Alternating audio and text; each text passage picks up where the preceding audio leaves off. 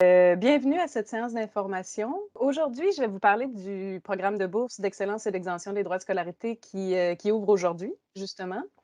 Je suis Odile René, je suis conseillère à la mobilité pour éducation internationale pour le service de Québec Métiers d'avenir et c'est nous qui gérons ce programme de bourse d'excellence aussi pour le ministère de l'Éducation du Québec. Donc, c'est un programme de bourse, très intéressant. Je pense qu'il y a plusieurs d'entre vous qui avaient peut-être hâte à l'ouverture de ce concours-là aujourd'hui. Les questions, vous pourrez les poser dans le chat. Si j'ai du temps aussi à la fin, je pourrai regarder, s'il y a des questions auxquelles j'ai pas répondu là, pendant la présentation. J'ai ma collègue, qui va être là aussi dans le chat pour pouvoir répondre, à vos questions. Donc n'hésitez pas à écrire, avec la petite bulle de conversation si vous souhaitez, poser des questions. Je risque de passer quand même plusieurs de vos questions là, au fur et à mesure de la présentation, donc vous pourrez attendre aussi à la fin là, si jamais il y a des sujets auxquels j'ai pas répondu.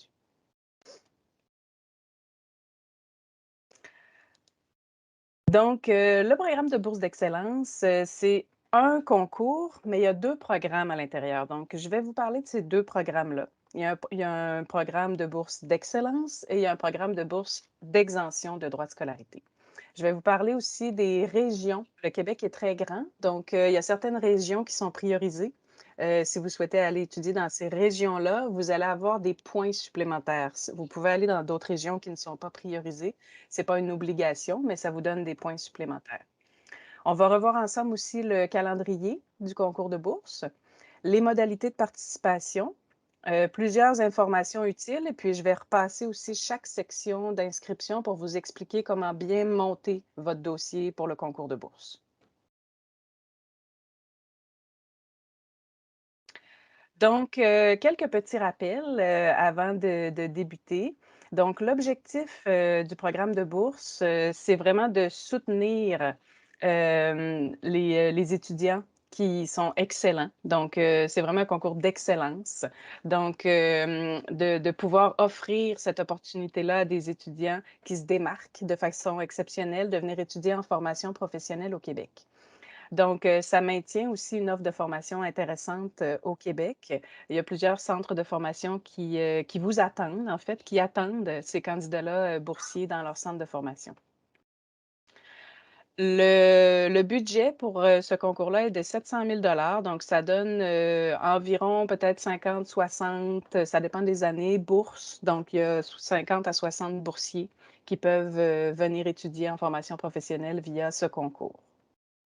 Les bourses varient entre 14 000 et 26 600 selon la durée de la formation. Si c'est des formations un peu plus courtes, ça va être une bourse, pour la durée de votre formation. Donc, tout dépendant de la durée de la formation, la bourse va être plus ou moins, importante. Évidemment, c'est une bourse d'excellence, donc elle est quand même conditionnelle à la bonne poursuite et à la réussite des études. Donc on s'attend à ce que les étudiants justement, boursiers soient, des étudiants exemplaires, fassent preuve finalement d'excellence aussi dans leur formation au Québec.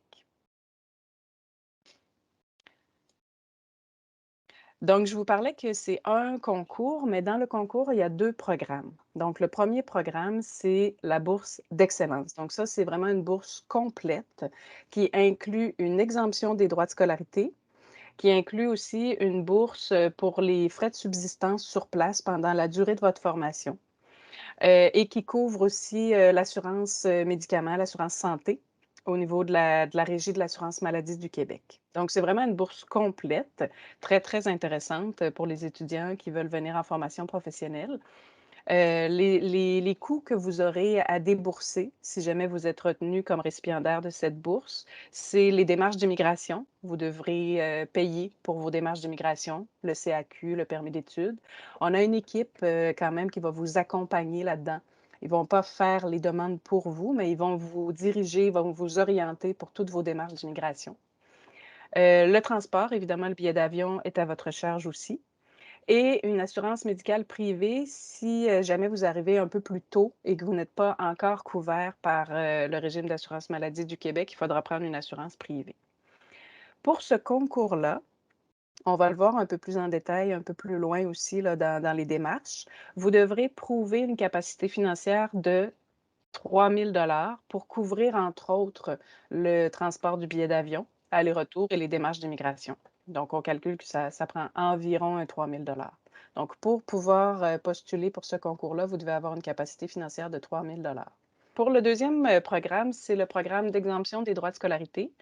Celui-ci, c'est une exemption des droits de scolarité, ça le dit, pour la formation. Par contre, vous n'aurez pas d'allocation de frais de subsistance. Donc là, il faut prouver une plus grande, capacité financière parce que vous devrez vivre sur place pendant votre formation avec vos fonds propres et avoir une couverture d'assurance aussi. Donc vous devrez démontrer une capacité financière de 15 000 $ canadiens pour ce concours-là.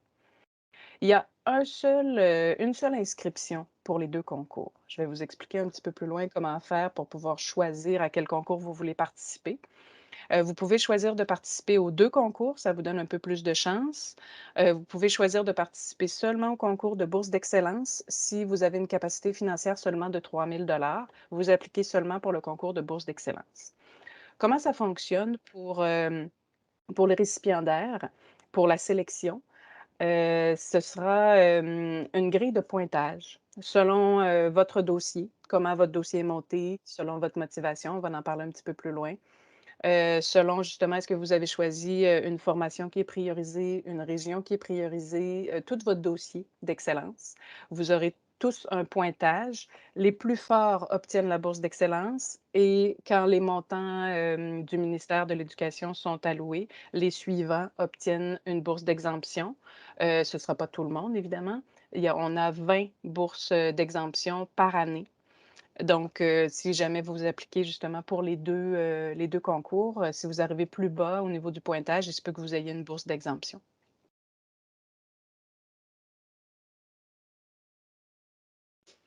Les régions priorisées, ici on a une carte du Québec. Donc, les régions priorisées sont les régions un peu éloignées de Montréal. Peut-être que vous connaissez, la métropole, Montréal. Donc, les régions qui sont un peu éloignées de Montréal sont priorisées. C'est des régions très intéressantes. Les centres de formation professionnelle, sont vraiment, très intéressants aussi dans ces régions-là. Ils sont à la fine pointe des technologies, c'est des centres qui sont assez modernes, donc c'est vraiment intéressant d'aller aussi dans les régions, à l'extérieur de Montréal. Vous allez voir, je vais vous le montrer tout à l'heure, vous allez pouvoir voir, les régions de chacune des formations proposées pour le concours de bourse vont être indiquées. Donc vous allez pouvoir facilement, voir si ce sont des régions priorisées ou non. Calendrier du concours, présentement, on est justement à la période d'inscription, donc aujourd'hui, le 6 juin. Il faut que votre dossier de candidature soit complété avant le 5 août, qui est la date limite pour déposer votre dossier de candidature. Ça vous donne quand même, presque 2 mois pour pouvoir compléter votre candidature. On va regarder un peu plus loin comment compléter votre candidature, de quelle façon. Ensuite, à partir du 15 août, ce sera les centres de formation. Donc, vous allez appliquer dans un centre de formation précis pour une formation précise. Vous avez un seul choix à faire. Donc, vous ne pouvez pas postuler pour plusieurs centres de formation. C'est une seule formation. Les centres de formation, après, vont faire leur propre présélection. Donc, dans un centre, s'ils ont reçu, je ne sais pas, 20, 25, 30 candidatures, ils vont en sélectionner un nombre qui sera fixé par le ministère de l'Éducation là, vers le mois d'août. Ils vont en sélectionner quelques-unes et après tous les centres de formation, on va recevoir toutes les, excusez, je vais désactiver les micros. On va recevoir toutes ces présélections-là et là, un comité de sélection externe va établir le pointage pour tout le monde pour pouvoir, donner les bourses d'excellence et les bourses d'exemption. L'annonce officielle se fait au plus tard en janvier 2023 pour une entrée en formation à partir du mois d'août 2023. Donc ce ne sont pas pour des entrées cette année-là, au mois d'août 2022 ou à l'hiver 2022, c'est vraiment pour l'automne, donc le mois d'août 2023 pour les entrées en formation. Le temps que le concours se fasse, les démarches d'immigration, tout ça, ça nous mène vers le mois d'août 2023. Donc les modalités de participation. Pour être admissible au concours, il ne faut pas être de nationalité française ou canadienne. Donc, toute autre nationalité peut être admissible au concours. Les candidatures des pays membres de la francophonie, sont priorisées quand même. Donc, vous avez aussi des pointages supplémentaires. Il ne faut pas avoir le statut de résident permanent du Canada ou être en démarche d'obtention d'une résidence permanente, au Canada.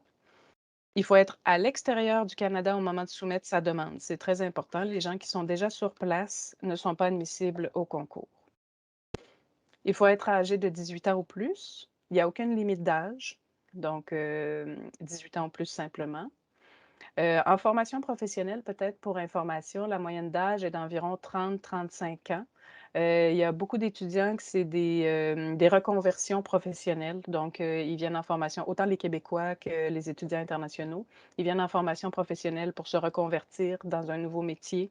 La formation professionnelle au Québec, c'est des formations qui débouchent vers des métiers qui sont en forte demande et souvent avec des salaires concurrentiels. C'est des formations courtes, donc c'est aussi très intéressant quand on veut faire une reconversion professionnelle, de pouvoir, faire une formation rapidement qui est vraiment axée sur le marché du travail. C'est 80 de la pratique. Donc à la sortie de la formation, vous êtes tout de suite, compétent pour travailler tout de suite là, dans votre domaine d'études. Une autre, condition de participation, c'est qu'il ne faut pas avoir bénéficié d'une bourse, au niveau collégial, au niveau universitaire, au Québec et finalement, il faut avoir la capacité financière minimum demandée pour postuler à un des 2 concours, donc soit 3 000 ou 15 000.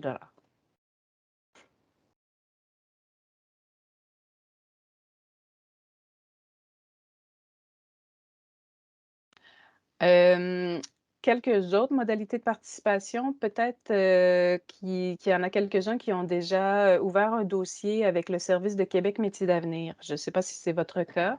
Il faut, regarder de votre côté si vous souhaitez participer au concours de bourse. Si jamais vous avez déjà ouvert un dossier avec Québec Métiers d'avenir, vous devez contacter votre agente ou agent pour, juste annuler votre dossier. Vous n'avez pas besoin de le supprimer ou de vous pouvez juste l'annuler pendant la période du concours pour pouvoir postuler au concours et par la suite, si vous êtes récipiendaire d'une bourse, tant mieux. Vous allez pouvoir continuer les démarches, pour pouvoir venir en formation professionnelle. Si jamais votre dossier n'est pas sélectionné, que vous n'êtes pas récipiendaire, vous pourriez aussi décider de reprendre le processus avec Québec Métiers d'avenir sans problème. Au moins, votre dossier est déjà, entamé. Tu sais, vos informations sont déjà là, vos documents sont déjà là. C'est juste qu'il ne faut pas avoir un dossier actif avec Québec Métiers d'avenir en même temps que le concours de bourse. Vous devrez choisir pour quel programme de bourse vous voulez, déposer votre dossier de candidature. On va le regarder un petit peu plus loin également là, comment faire pour l'identifier dans la demande et déposer votre dossier de candidature avant le 5 août. Donc c'est très important. Après le 5 août, c'est terminé, tout est fermé. Si jamais vous avez oublié de joindre un document ou de répondre à une question, votre dossier ne sera pas pris en compte.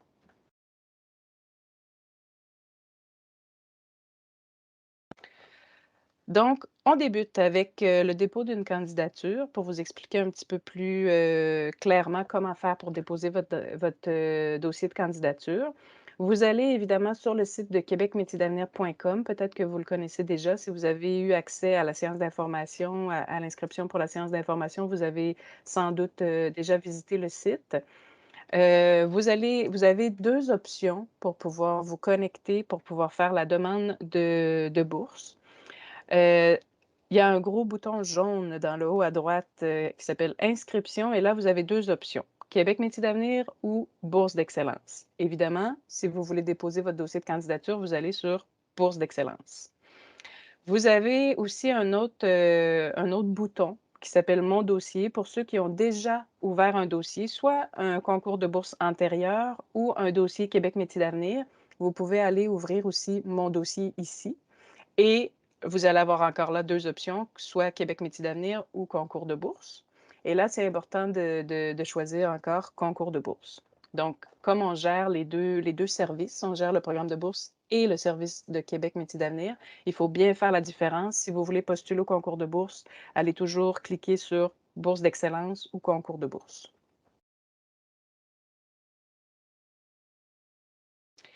Lorsque vous allez avoir cliqué sur concours de bourse, vous allez arriver sur la première page qui va vous rappeler seulement les critères d'admissibilité, le calendrier du concours et vous allez avoir aussi un outil de recherche pour explorer les formations offertes dans le cadre du concours. Là, vous pourrez regarder simplement les formations qui sont offertes, dans quel centre de formation, dans quelle région. Vous allez voir, il y a quand même, près de combien il y avait de formations? Il y a 53 centres de formation qui participent, qui veulent accueillir des boursiers. Donc, et chaque centre de formation peut offrir une ou plusieurs, formations. Donc, il y a quand même un choix intéressant de formation. Ensuite, vous allez appuyer sur «Déposer votre demande».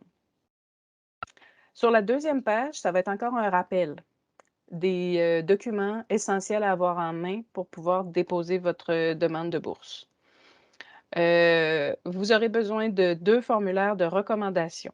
Donc les formulaires sont là, vous pouvez cliquer dessus. Formulaires de recommandation, ce sont des gens qui vont vous référer comme étant un candidat d'excellence. Donc ça peut être, des enseignants, des employeurs, des contacts, qui vont remplir cette annexe-là. Ça vous en prend 2 personnes, de recommandation qui vont vous faire des recommandations.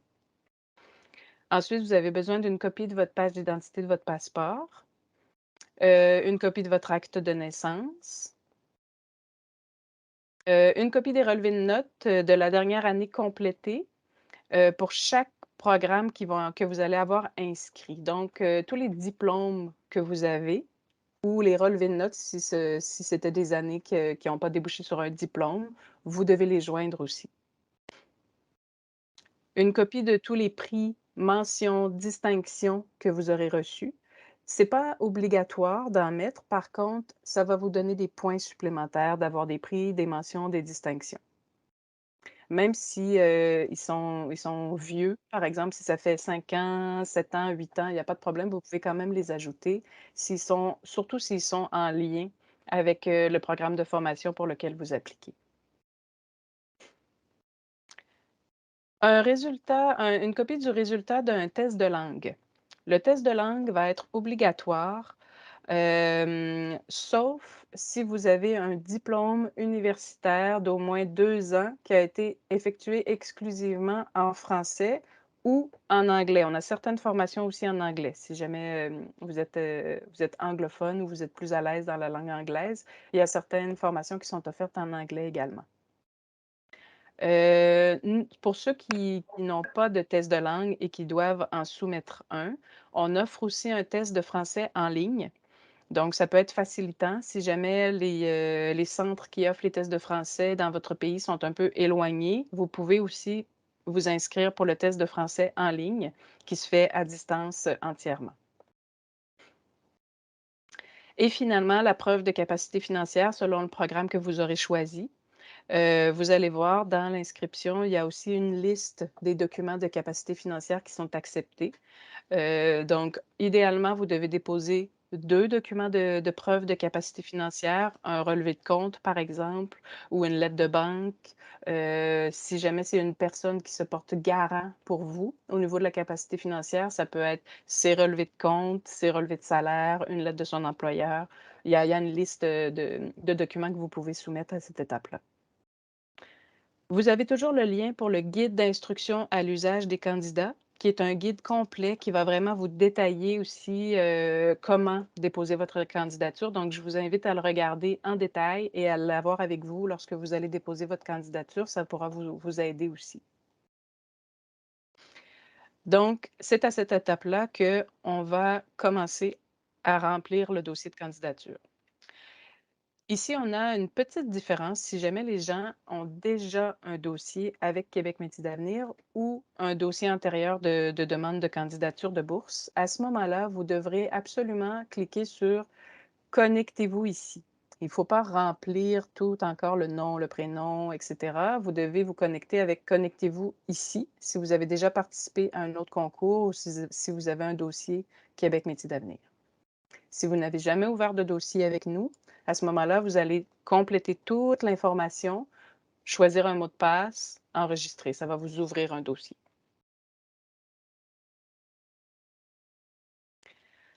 Donc, ça débute avec les informations personnelles et le choix du concours. Donc là, vous allez devoir compléter vos informations personnelles, votre nom, prénom, votre âge, etc. Et ensuite, vous devrez choisir pour quel concours vous voulez participer. C'est cet écran-là qui va s'afficher. Donc, pour le choix du concours, bourse d'excellence assortie d'une exemption des droits de scolarité. Là, vous pourrez sélectionner oui. Tout le monde qui a au moins une capacité financière de 3 000 devrait indiquer oui à la première question. Et pour l'exemption des droits de scolarité, soit vous indiquez non si vous avez seulement 3 000 dollars. Si vous avez 15 000 dollars, vous indiquez oui à cet endroit-là également. Donc, soit vous sélectionnez seulement la première, la bourse d'excellence, soit vous sélectionnez les deux.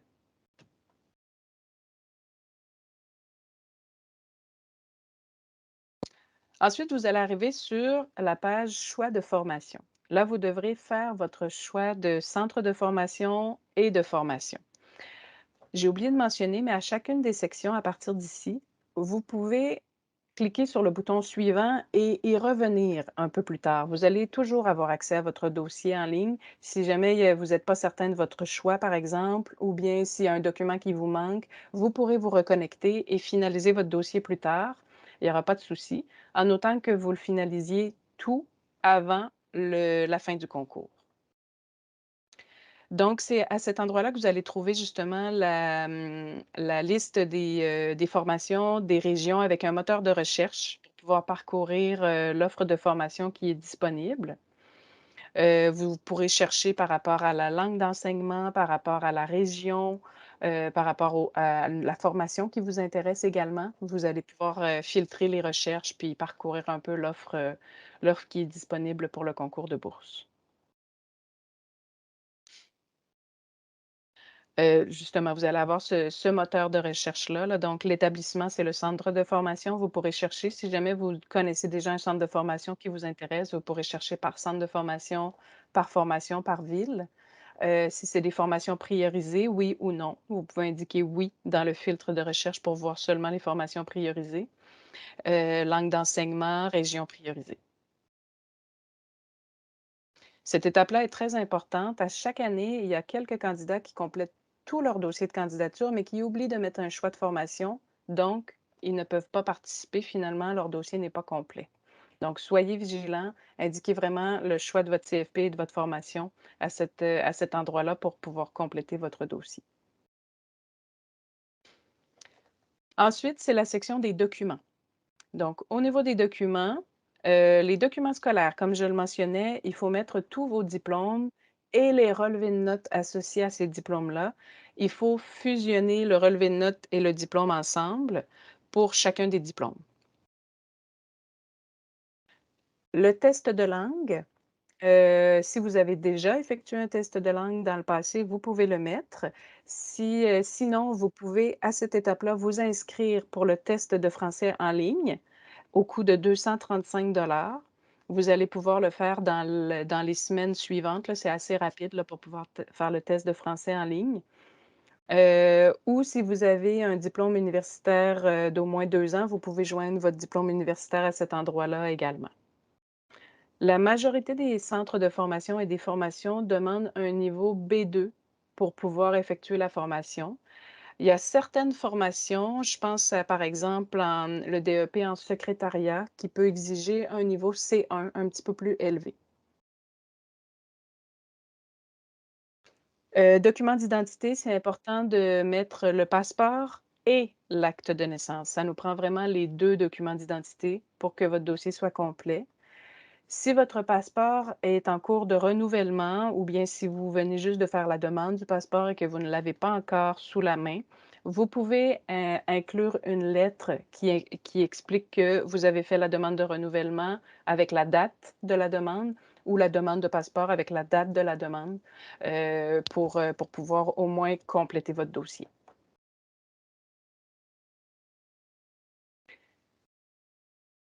Si jamais vous vous inscrivez pour le test de français en ligne, Vous aurez pas besoin de joindre, attendez, je reprends le contrôle. Vous aurez pas besoin de joindre le test ici. Nous, on pourra le faire à l'interne là, joindre le test parce qu'on le recevra nous aussi.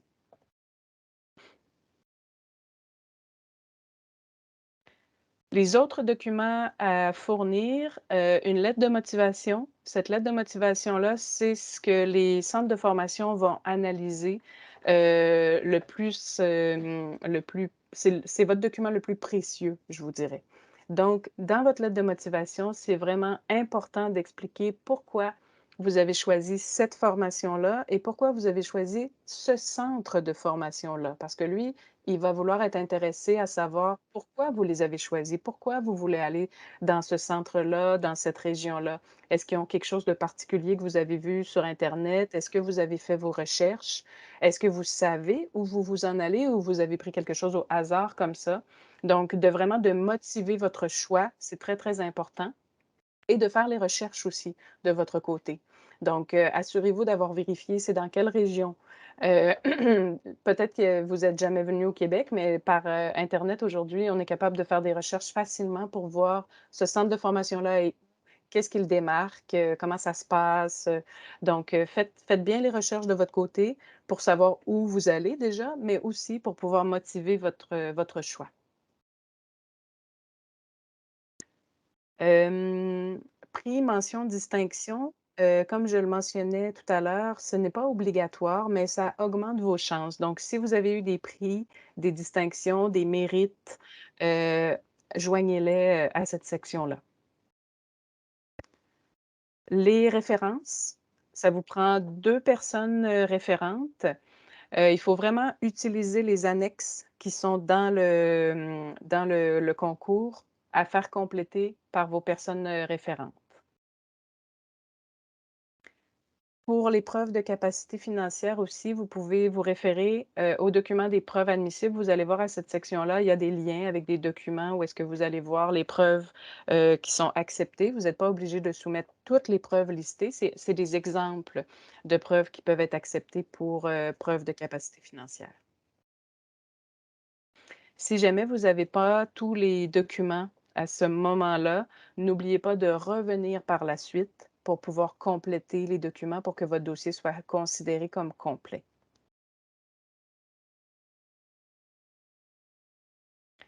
La dernière section, c'est la section parcours professionnel. Ici, vous pouvez détailler un peu votre parcours professionnel, indiquer les 2 derniers emplois ou stages ou joignez votre curriculum vitae si vous le voulez à cette section-là.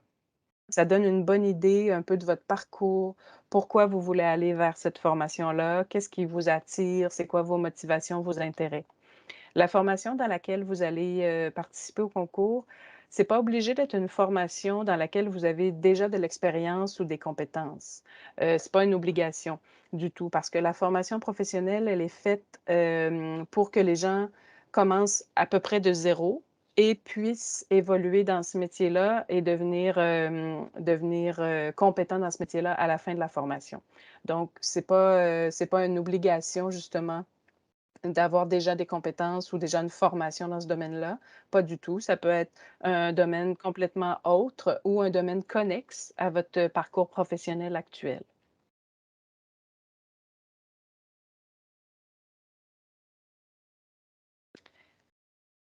Finalement, vous avez des sections de consentement qu'il ne faut pas oublier non plus parce que si vous ne répondez pas «oui» à chacune des questions, votre dossier ne sera pas complet et il sera pas analysé pour le concours de bourse.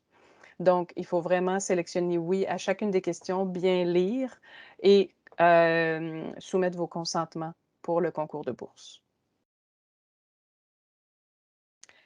Vous allez voir, lorsque vous allez commencer votre dossier, si jamais vous enregistrez et que vous revenez plus tard, vous allez souvent arriver sur cette page-là qui va vous donner un aperçu des éléments complétés qui sont, à gauche dans l'écran et les éléments manquants.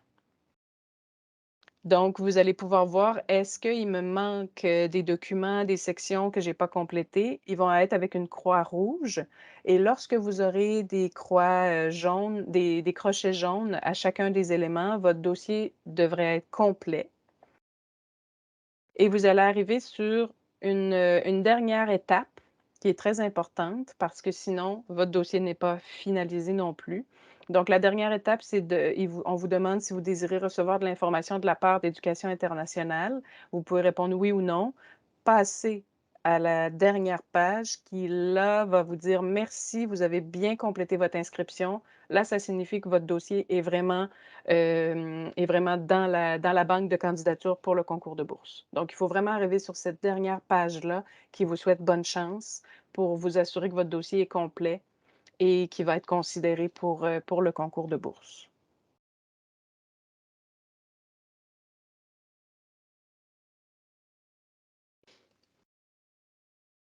Quelques informations utiles. Toutes les candidatures qui vont être reçues en double vont être automatiquement rejetées, les 2 candidatures. Donc, toute personne qui veut postuler à 2 DEP, par exemple, deux formations ou 2 centres de formation, on va annuler les 2 demandes. Donc, soyez assurés de faire une seule demande pour le concours de bourse. Toutes les candidatures incomplètes aussi sont rejetées automatiquement à la fin du concours. Tous ceux qui sont incomplètes ne seront pas considérés. Donc, assurez-vous d'avoir tous les documents, d'avoir répondu à toutes les questions, tous les consentements, d'avoir bien fait votre choix de formation aussi et d'être arrivé sur la page finale qui vous souhaite bonne chance pour le concours de bourse. Euh, On ne répond pas non plus aux demandes d'information parce que le guide d'instruction candidat, le site internet, cette séance d'information-là aussi va être disponible sur le site internet. Donc, vous avez vraiment toute l'information en main pour pouvoir déposer votre dossier de candidature. On ne répond pas aux demandes d'information. Les seules choses qu'on peut faire, c'est si jamais vous êtes bloqué, par exemple, vous avez oublié votre mot de passe ou vous avez un problème de connexion, là, vous pouvez nous écrire, on pourra régler le problème avec vous, le plus rapidement possible. Vous pouvez revenir à votre dossier pour ajouter des ou modifier des documents en tout temps jusqu'au 5 août. Même si vous enregistrez des documents, c'est seulement au 5 août. Tu sais, vous pourrez les modifier, tant que vous le souhaitez, jusqu'au 5 août. Au 5 août, tout est bloqué, on prend les dossiers complets et on analyse. L'inscription au concours de bourse est gratuite. Donc, si jamais vous arrivez sur un lien où est-ce qu'il vous demande de payer pour vous inscrire, c'est pas le bon endroit. Le concours de bourse, il est gratuit. Donc, la seule chose qui pourrait être payante dans votre inscription, c'est si vous vous inscrivez pour le test de français en ligne que je vous ai parlé tout à l'heure. Mais sinon, l'inscription au concours de bourse, elle est gratuite.